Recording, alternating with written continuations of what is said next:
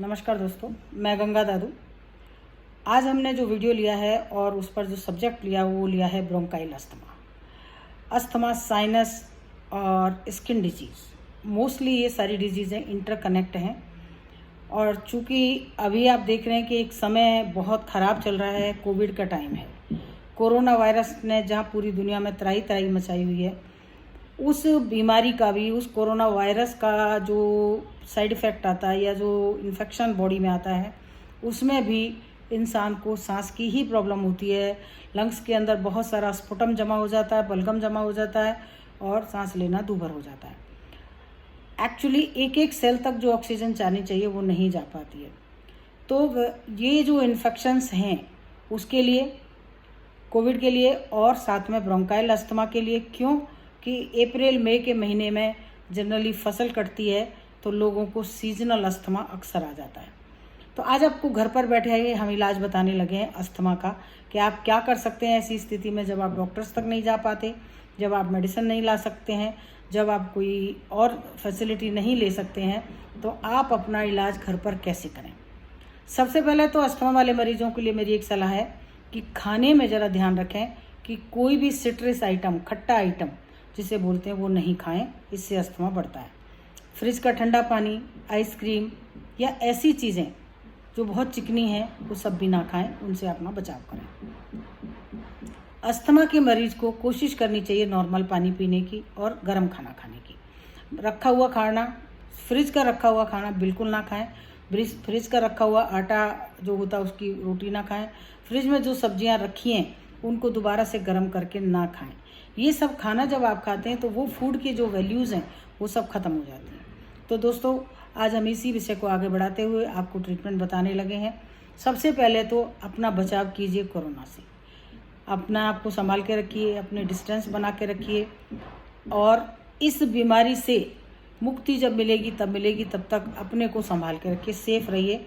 आज आपको अस्थमा का जो ट्रीटमेंट बताने लगे हैं उसमें जो पॉइंट्स हैं दोस्तों, वो इतने अच्छे पॉइंट्स हैं कि आपकी बॉडी के अंदर अगर सांस की प्रॉब्लम हो रही है या आपकी बॉडी के अंदर बलगम बहुत बढ़ गया है या आपको किसी भी तरह की और समस्या आ रही है, तो आप इन पॉइंट्स को यूज़ कीजिए और आप देखेंगे कि मिनट से भी कम टाइम लगेगा कि आपको सांस आपका नॉर्मल हो जाएगा और अच्छा हो जाएगा। साथ में खाने में ध्यान रखें, हरी सब्जियों पर ज़रूर जोर दें। जितनी भी आजकल लीफी वेजिटेबल्स आ रही हैं, पत्ते वाली सब्जियां, ये ज़रूर खाएं। अलसी के बीज 1 चम्मच हल्का रोस्ट करके रख लें और डेली उनको चबाकर 1 चम्मच ज़रूर खाएं। इसके अंदर ओमेगा 3 है, हार्ट के लिए अच्छा है। साथ में आपको रफेज मिलेगा, इसके अलावा कैल्शियम मिलेगा और बॉडी में बहुत सारी जो ज़रूरतें हैं वो इससे पूरी हो जाती हैं। अस्थमा वालों को जो पॉइंट्स हैं वो गिनती के हम 4 पॉइंट्स आपको दे रहे हैं। इन 4 पॉइंट्स को यूज़ कर लेंगे तो भी आपका अस्थमा में इमीडिएट आपको आराम आ जाएगा। सबसे पहला जो पॉइंट आता है वो आता है हमारे अपने ही हाथ पर। इस इंडेक्स फिंगर से चलेंगे यहाँ तक, थंब से आएंगे नीचे, ये कॉर्नर लगता है। इस कॉर्नर पर कुछ करना नहीं है, आपको कहीं जाना नहीं है। अगर आपके पास में कुछ भी नहीं है तो पेन हर एक के पास होता है। पेन का जो पिछला हिस्सा होता है वो ब्लंट होता है और उससे इस पॉइंट को आप दबाएंगे, छोड़ेंगे, दबाएंगे, छोड़ेंगे, दबाएंगे, छोड़ेंगे। इस पॉइंट का नाम LI4 है दोस्तों। LI4 लंग, लार्ज इंटेस्टाइन का पॉइंट है, लेकिन ये अस्थमा के लिए, साइनस के लिए, सिर दर्द के लिए, बॉडी पेन के लिए पेन किलर का भी काम करता है और अस्थमा के लिए भी बहुत यूजफुल पॉइंट है। साथ में ये कॉन्स्टिपेशन को भी रिमूव करता है। यहाँ आपकी जानकारी के लिए एक बात बोलता हूँ, कॉन्स्टिपेशन भी इससे ठीक होगा, गैस में भी आराम मिलेगा। दूसरा पॉइंट लेंगे LI11। LI11 यहाँ हम अपनी एल्बो पे जाएंगे, ऐसे फ्लेक्स कीजिए, मोड़िए आप अपनी एल्बो को, इस तरह से बेंड कीजिए और बेंड करके ये जो कॉर्नर लगता है, ये जो कॉर्नर लगेगा यहाँ, ये पॉइंट है, इस पॉइंट का नाम है LI11।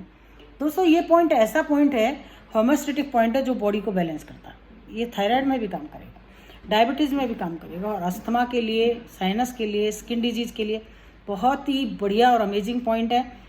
इस पॉइंट को आप यूज़ कीजिए, अपने हाथ से यूज़ कीजिए, पेन का पिछला हिस्सा लेके उससे यूज़ कीजिए। कम से कम दिन में 10 से 15 मिनट के लिए इस पॉइंट को यूज़ करना है। 2-2 मिनट, 1-1 मिनट करके इस पॉइंट को यूज़ कीजिए। इसके साथ ही हम यहाँ देखेंगे स्टैचू पे कि एक पॉइंट हमारी बॉडी में बिल्कुल दोनों निप्पल्स के बीच में, ये दोनों निप्पल्स लगती हैं हर एक की, मेल फीमेल की, इन निप्पल्स के बिल्कुल सेंटर में यहाँ चेस्ट पॉइंट आता है। दोनों निप्पल्स के सेंटर में चेक कीजिए, यहाँ पॉइंट आता है। इस पॉइंट का नाम है रेन 17। अगर किसी कारण से पॉइंट ना मिले तो आप इंटरनेट पे देख सकते हैं रेन 17, REN, रेन 17। ये पॉइंट ऐसा है दोस्तों कि इस पॉइंट पर कोई हल्का क्रीम लेके भी आप मसाज करेंगे, इस तरह से मसाज करेंगे तो आप देखेंगे कि एकदम आपकी सांस खुलना शुरू हो जाएगी और बलगम बाहर निकलना शुरू हो जाएगा। इसको रेन 17 बोलते हैं। तीसरा पॉइंट ये यूज कीजिए। चौथा पॉइंट हम स्टैचू पर ही देखेंगे, बहुत ही बढ़िया पॉइंट है। यहाँ हमारा जो एंकल लगता है, ये वाला अंदर का एंकल के साइड में, और यहाँ से करीब 3 उंगली, मरीज की 3 उंगली, जो पेशेंट बच्चा है बड़ा है उसकी 3, लास्ट की 3 उंगली यहाँ एंकल के साथ में रखेंगे। इस तरह से 3 उंगली सेट करेंगे और जहाँ हमारा ये पॉइंट आता है, यहाँ पर एंकल से 3 उंगली ऊपर पेशेंट की उंगली, यहाँ ये पॉइंट आता है, इसका नाम है K7। स्पेसिफिक पॉइंट है ये अस्थमा के लिए। इसको K7 को आप प्रेस कीजिए, छोड़िए, प्रेस कीजिए, छोड़िए, और इसको भी 20 मिनट तक कम से कम दिन भर में यूज़ कीजिए। पॉइंट बहुत ही बढ़िया है, एकदम सांस में रिलैक्स हो जाएगा, स्किन के लिए भी फ़ायदा होगा। साथ में एक और पॉइंट आपको बोल देती हूँ, हमने 4 बोले थे लेकिन 5वां बताना पड़ रहा है कि सिर के टॉप पर जाइए, यहाँ पर ये करीब 7 उंगली पीछे बालों से लेंगे ऐसे करके, और यहाँ ये पॉइंट आता है, टॉप ऑफ द हेड इसको बोलते हैं। ये पॉइंट टॉप द, हाथ लगाएंगे तो आपकी उंगली लगाएंगे तो वहाँ दर्द भी हो रहा होगा, क्योंकि ये पॉइंट बहुत सेंसिटिव रहता है। ये पॉइंट DU20 है, जो गवर्नर पॉइंट कहलाता है। ये अस्थमा के लिए मार्वलस पॉइंट है, बहुत ही बढ़िया पॉइंट है। पॉइंट को यूज़ कीजिए, आपको नींद भी अच्छी आएगी, अस्थमा में भी आराम मिलेगा, साइनस में भी मिलेगा। ये सब के लिए ये पॉइंट बहुत बढ़िया है। साथ में दोस्तों, अभी तक अगर आपने हमारे इस वीडियो को लाइक नहीं किया है, शेयर नहीं किया है, तो लाइक कर लें, शेयर करें और सब्सक्राइब करें, क्योंकि हमारा विषय ही बीमारियों से रिलेटेड है। तो आपकी जानकारी के लिए अगर आप कुछ भी जानना चाहते हैं तो आप हमें फेसबुक पर डील कर सकते हैं। हम फेसबुक पर दादूस एक्यूपंक्चर हमारी फेसबुक ID है, यूट्यूब पर है, इंस्टाग्राम पर है, ट्विटर पर है, सब हर एक प्लेटफॉर्म पर हम लोग मौजूद हैं। और आप किसी विषय में कुछ जानना चाहते हैं, किसी बीमारी के विषय में जानना चाहते हैं, तो अपना कमेंट्स हमें कमेंट्स बॉक्स में लिख के भेजें, या हमारा एड्रेस और फ़ोन नंबर हर एक वीडियो के साथ चलता है नीचे। आप हमें डायरेक्ट डील कर फ़ोन कर सकते हैं, हम आपके हर एक प्रश्न का उत्तर देंगे, और अगर आप कुछ जानना चाहेंगे तो आपको ज़रूर बताएंगे। आज का विषय इतना ही है। ये पॉइंट जो मैंने बताया ये साइनस में भी आपके काम करेंगे, तो यूज़ कीजिएगा। और